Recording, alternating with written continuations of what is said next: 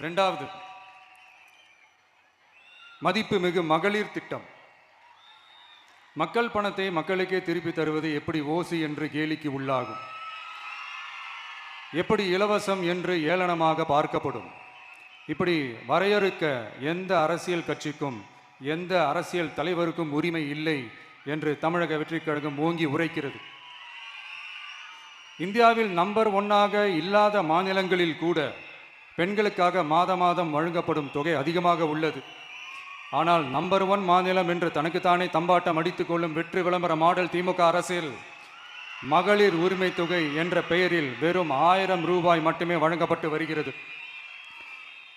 மக்களுக்கு அரசின் சார்பில் வழங்கப்படும் தொகையால் அவர்களின் மளிகை சாமான் வாங்குவது போன்ற முக்கிய செலவுகளில் ஒன்றாவது குறைந்தபட்சமாக பூர்த்தியாக வேண்டும்.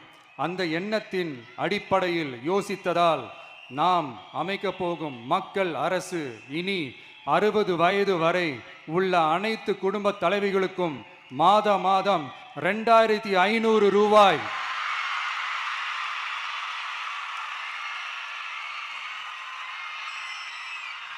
வழங்கப்படும் என்பதை பெருமகிழ்வுடன் அறிவிக்கிறோம்.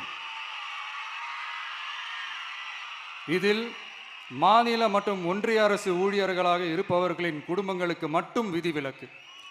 இப்படி செய்வதால் கூடுதலான குடும்பங்கள் பயனடையும் வாய்ப்பு அதிகரிக்கும் என்பதை நம் தாய்மார்கள் அனைவரும் மகிழ்வுடன் ஏற்றுக்கொள்வர் என்பது நமக்கு தெரியும்.